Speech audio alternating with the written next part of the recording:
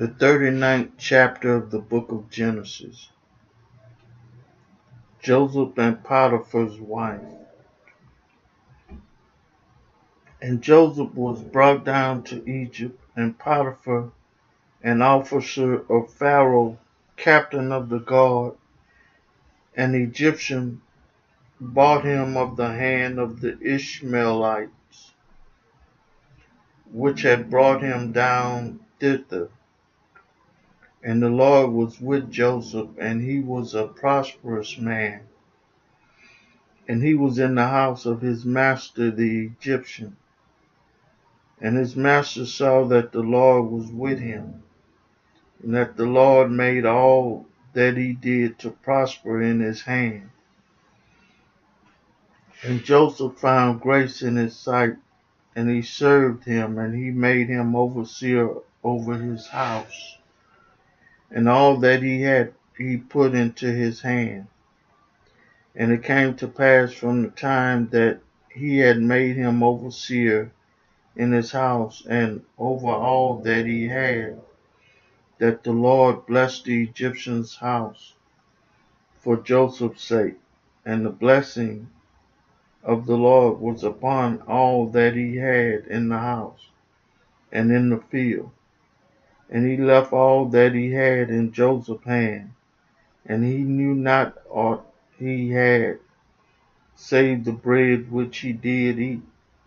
And Joseph was a goodly person and well favored. And it came to pass after these things that his master's wife cast her eyes upon Joseph, and she said, Lie with me. But he refused, and said unto his master's wife, Behold, my master wouldn't not what is with me in the house, and he had committed all that he had to my hand. There is none greater in this house than I, neither had he kept back anything from me but thee, because thou art his wife.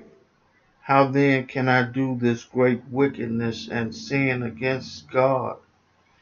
And it came to pass as she spake to Joseph day by day, that he hearkened not unto her, and to lie by her, or to be with her. And it came to pass about this time that Joseph went in the house to do his business, and there was none of the men of the house there within. And she caught him by his garment, saying, Lie with me. And he left his garment in her hand and fled, and got him out. And it came to pass, when she saw that he had left his garment in her hand, and was fled forth, that she called unto the men of her house, and spake unto them, saying, See, he had brought in a Hebrew unto us to mock us. He came in unto me to lie with me. And I cried with a loud voice, and it came to pass, when he heard that I lifted up my voice and cried, that he left his garment with me, and fled, and got him out.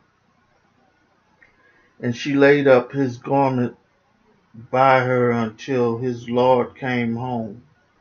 And she spoke unto him according to these words, saying, The Hebrew servant which thou hast brought unto us came in unto me to mock me.